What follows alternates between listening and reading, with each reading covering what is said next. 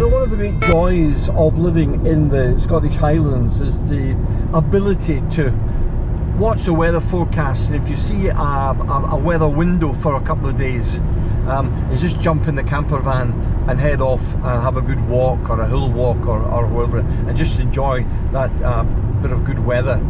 And that's what I've done today.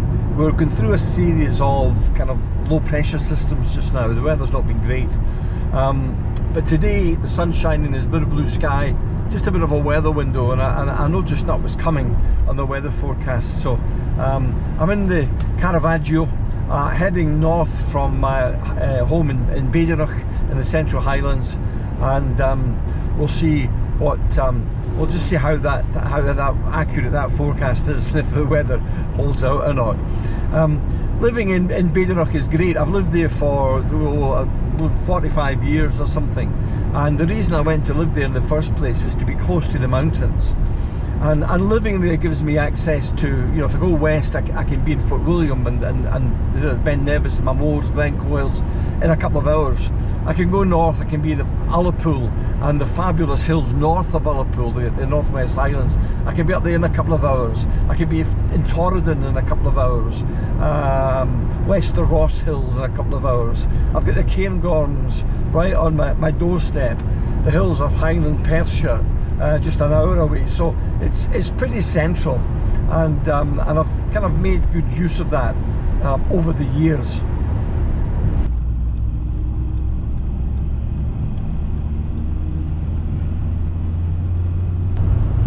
So that's me just about to turn off the Bluetti road now and take the long winding road that goes up by the Crascovegas, Canich, and onto Glen Affric.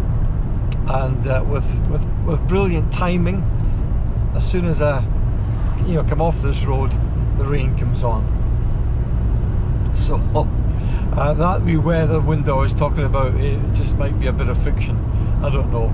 So we'll just need to go make the most of it, and if nothing else, it'll be a night of campervan living, which is always nice and relaxing.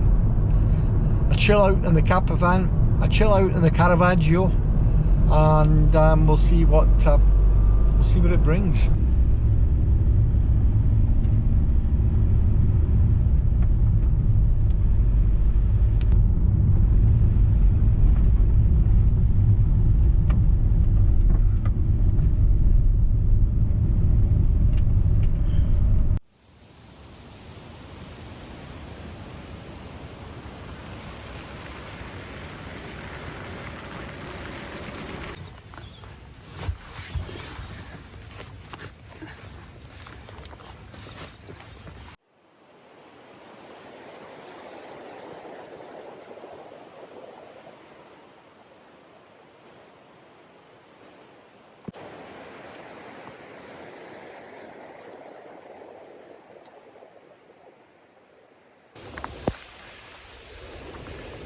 Welcome to Glen Affric in the rain.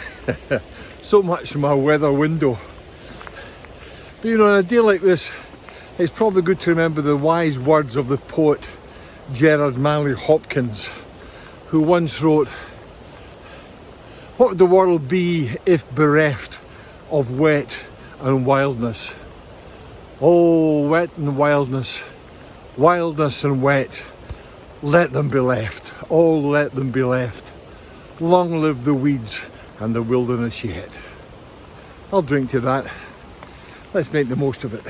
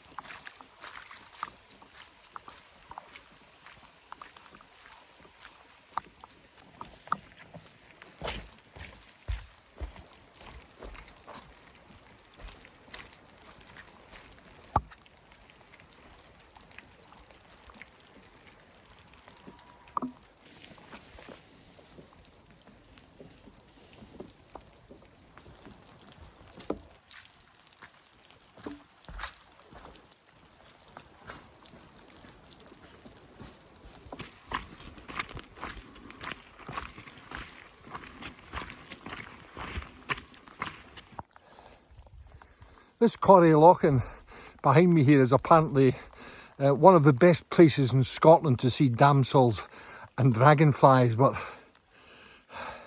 something tells me we ain't going to see many today.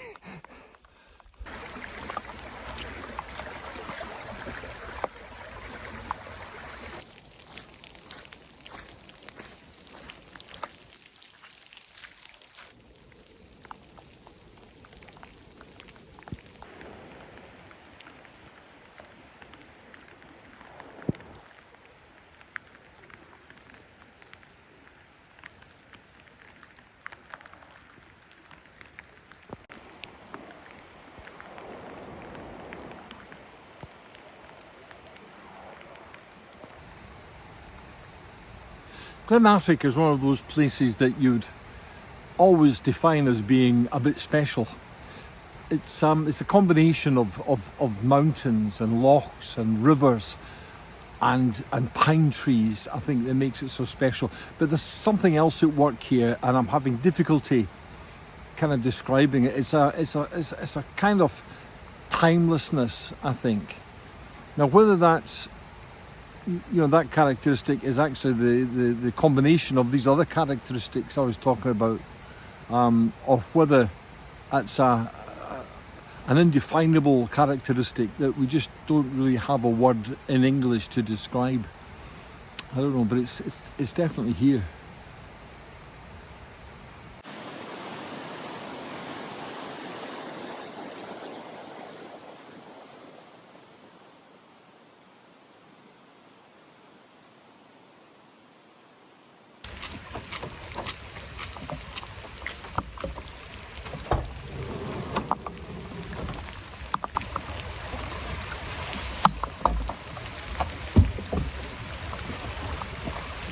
Well, that was a wet walk, despite what the weather forecast promised me. Anyway, in a curious way, I kind of enjoyed it. And once you're out in this weather, it's really not so bad. But anyway, what I need to do now is get myself dried off a wee bit, get changed, and head off and try and find somewhere to pack up for the night.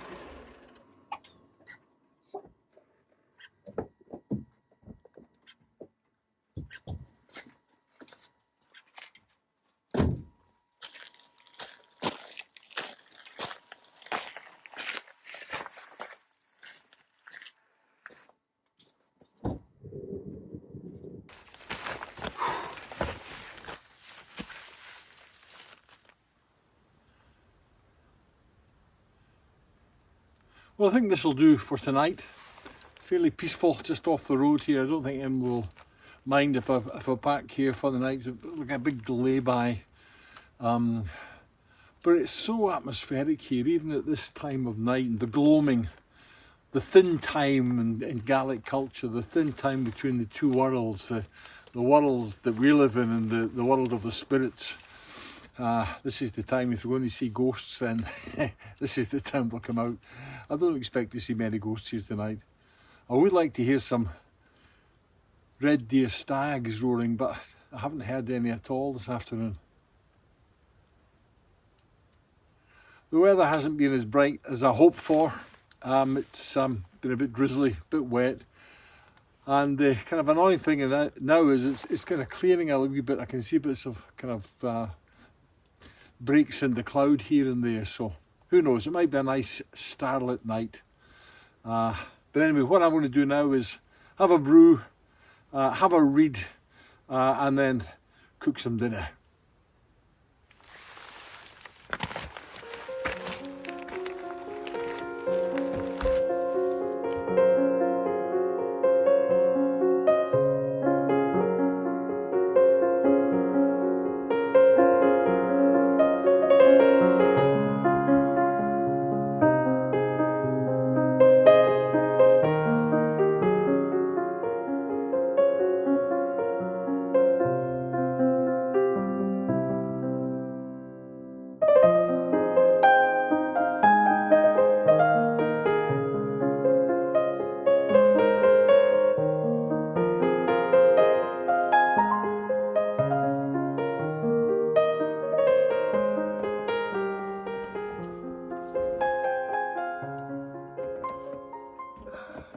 So good morning, troops.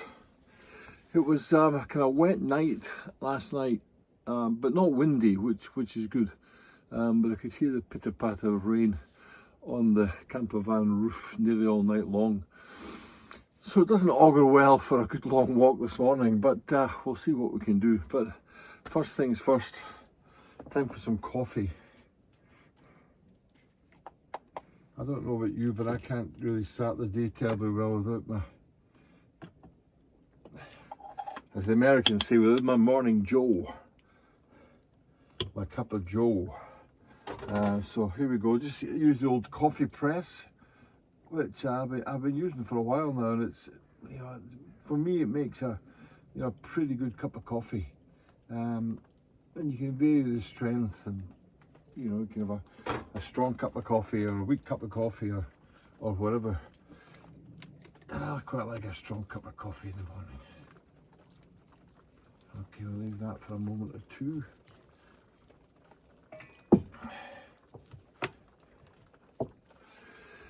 So it's kind of nice to wake up here in Glen Affric. Just before I went to bed last night, the moon came out and it looked quite impressive. And I went out and did some photography in the moonlight. So that was a bit unusual. Disappointed I haven't had any stags roar. I guess the rutting season is probably well gone. We're now into, you know, first week, at the end of the first week in November, so usually here in the end of September and during October, but it's very quiet, very quiet last night. In fact, very quiet completely here in Glen Affric. It's been a great little stopover. I enjoyed the walk yesterday. It's a good stopover last night. I read my book for quite a long time last night here in the campervan. Had a couple of little drams of whiskey, which was always nice. It's just such a nice chill out, you know. It's just, you can get away from the busyness of life, get away from the television news and the radio news, which is always a bonus, and it always makes you feel better. And yeah, it's just a good chill out. So coffee time now, and then we'll see what today brings. And if you know, if the weather stays like this, then I might just head home slowly. I got one or two things to do on the way home. Living in the outback, if you like, in Badenoch, you've got to make the most of every opportunity to a big town. So tomorrow we're going through Inverness, so I might stop off there at Halfords and buy some AdBlue. The van is probably needing a little bit of a top up in AdBlue. So it's always a good opportunity to stop off there and buy what's necessary.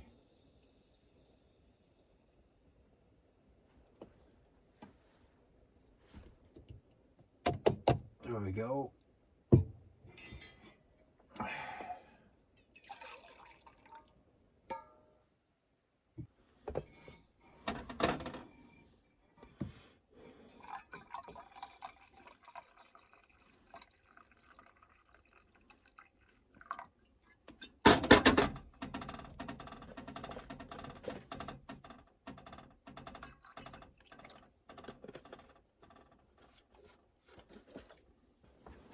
So here we go.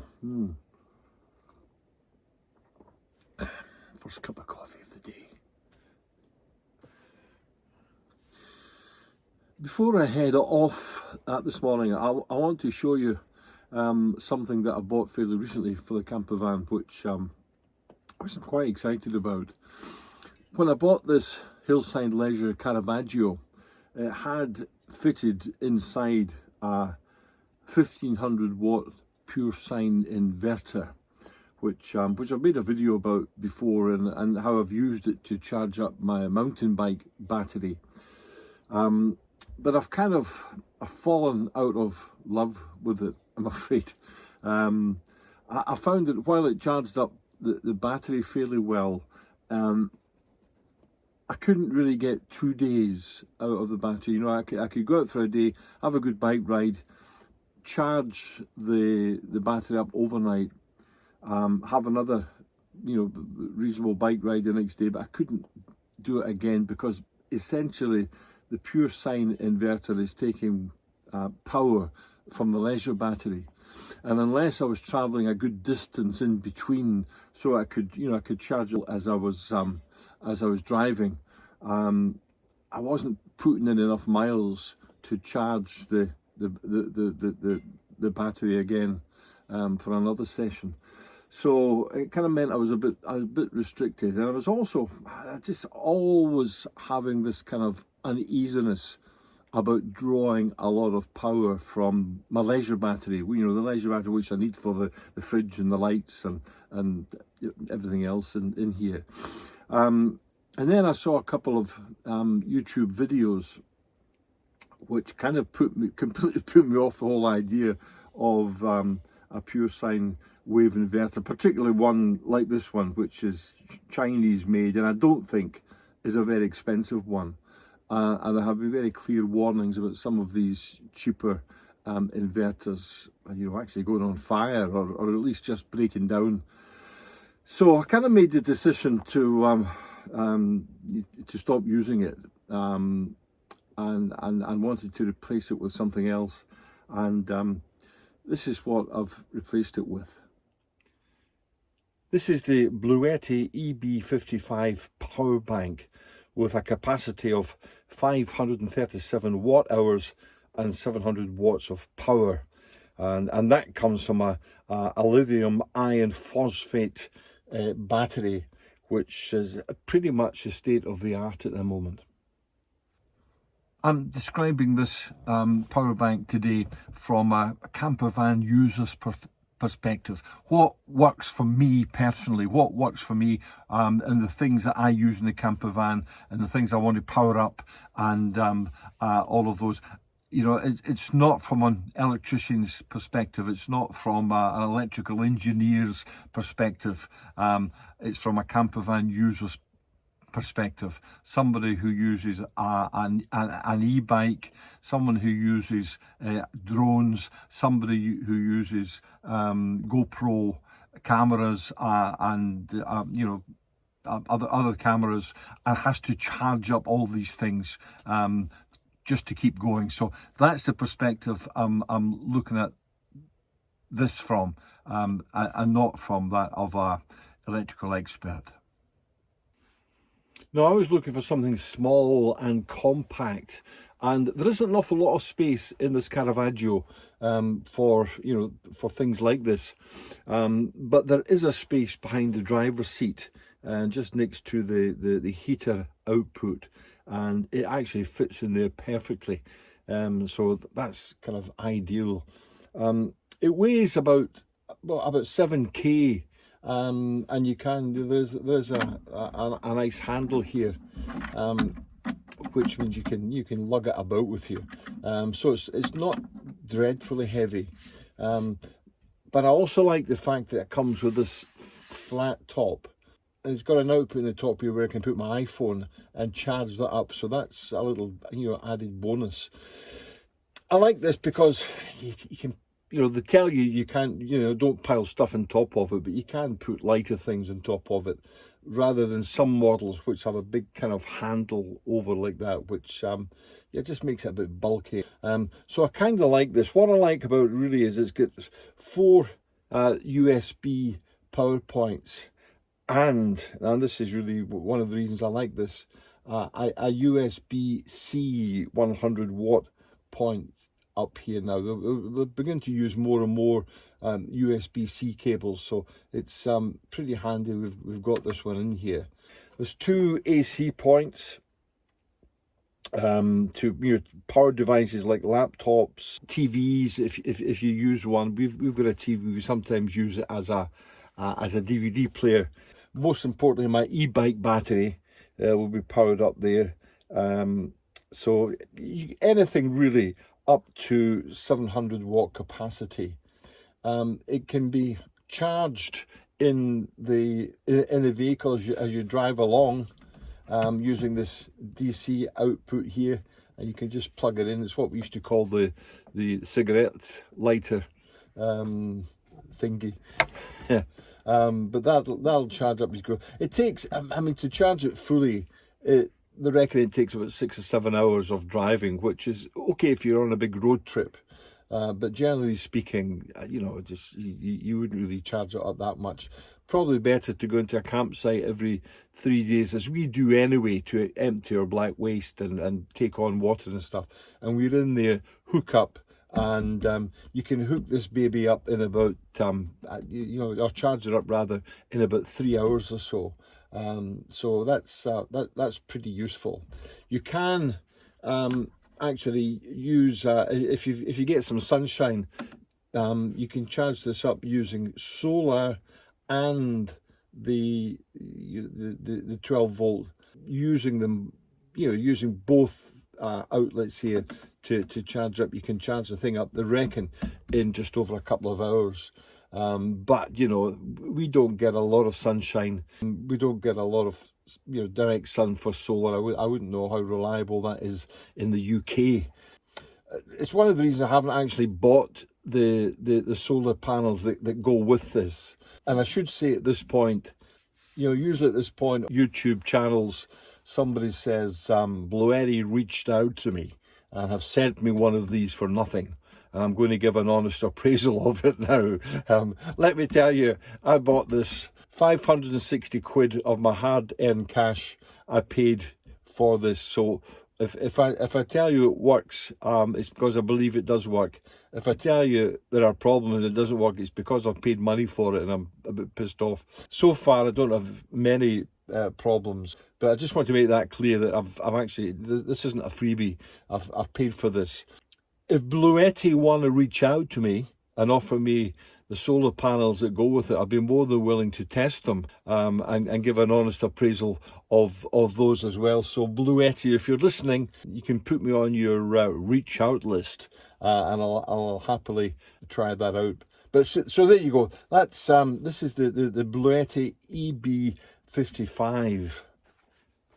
Now, one of the main reasons I went for this Bluetti over, you know, popular models like the Jackery 500, the Jackery 1000 and whatnot, it's kind of in between the Jackery 500 and 1000, the 700 watt capacity. But what really attracted me was the fact that they use a Slife PO4 lithium iron phosphate battery, which apparently has a much better recharging lifetime than you know, other batteries you'll find on the market, other power stations you'll find on the market. They reckon the likes of the Jackery 500, for example, has a lifetime of about 500 recharging cycles, taking it up to 80%. This, they reckon, has 2,500 recharging cycles, so this will last a long time before, you know, all batteries degenerate over time, we know that, but this, because they're using this this lithium phosphate, this lithium iron phosphate battery, they reckon it'll last much longer. As my good wife always says to me, it'll probably see me out, and that'll be absolutely great if it does. So what will this Bluetti EB55 actually charge up for me? We've been using small power banks, capable of charging up our iPhones and iPads, and this will do all that. It'll charge up iPads, iPhones by simply placing it in the top here, or else using the USB ports. It'll charge up my e-bike battery, and that's the most important thing for me. It'll charge up the e-bike battery and charge it up without taking power away from the van's leisure battery, and for me that's the big thing. It'll also charge up my little Bose speaker. It'll charge up all sorts of things, as long as you're not exceeding the 700 watt capacity. So the beauty of this over little Anchor rechargeable batteries is obvious. This is much bigger, instead of having, you know, 2 or 3 of these charging up various things at once, I can actually charge up 2 iPhones, 2 iPods. I'm saying 2 because my wife and I are normally in the camper van together, and she's got her iPhone, she's got her iPad and stuff. So we can charge up 2 iPhones, 2 iPads, my Bose speaker, my camera batteries, my GoPro batteries, and of course, you know, as someone who vlogs like I do, you've always got batteries. You've got GoPro batteries, you've got drone batteries, camera batteries, and you know, these GoPro batteries, you know, you go through a lot of them, and the drone batteries don't last very long, so it's really handy to be able to charge them up every night. So there's the drone batteries, e-bike battery, which, you know, I reckon is the big thing for me. A DVD television, which we use occasionally in the winter, and of course a laptop. You can charge a laptop as well. And the wonderful thing is you can charge all these things up at once using this, and I think that's one of the great advantages of this Bluetti EB55. What would I say with the pros and cons of you know, a power charger, a power bank like this Bluetti? Well, I think first of all, the main thing is the lithium phosphate battery cells leads to a much longer life than anything else. The 700 watt pure sine wave inverter, I think, is worth its weight in gold, and that's why I was quite keen to have that pure sine wave inverter. When I found it installed already in this campervan when I bought it, I was quite excited about that. But you know, there's one in here, and it's probably only half the capacity of the other one that I had already fitted, but this is absolutely fine for my purposes. The 400 watt dual charger, which is probably one of the pros of this, that you can charge up by solar and the AC adapter. You know, that's great if you've got solar, if you've got plenty of sunshine. I'm not entirely convinced we will have in the UK, but as I say, if Bluetti want to send me a solar panel or 2, I'll be happy to test that in the UK, particularly here in the north of Scotland, where we don't get that much direct sunshine. But it'll be interesting to see how that works. The 15 watt wireless charger on the top is simple and effective. You basically just put your iPhone on the top here, and it'll charge up. So I think that's you know, some of the pros. Other pros are it's small, it's compact, it's easily moved about, and you know, I think that's probably quite a good thing. I haven't found too many cons, I have to say.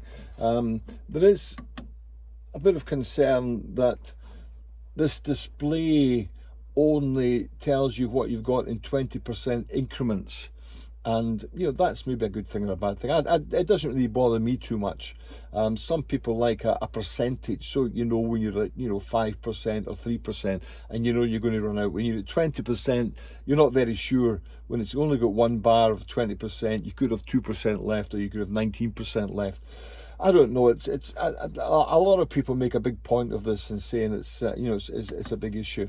I'm more concerned that the display doesn't stay on for very long. Now I know when the display's on, it's using up power, but it doesn't stay on for very long. I think it's maybe on for, I don't know, 10 seconds or something. I'd like to see that on a bit longer, especially just to check the input and the output levels here. It's just a bit of a pest. You got to keep pressing the button to you know, just to see what the output is. When you charge this up with the AC adapter, it is quite noisy.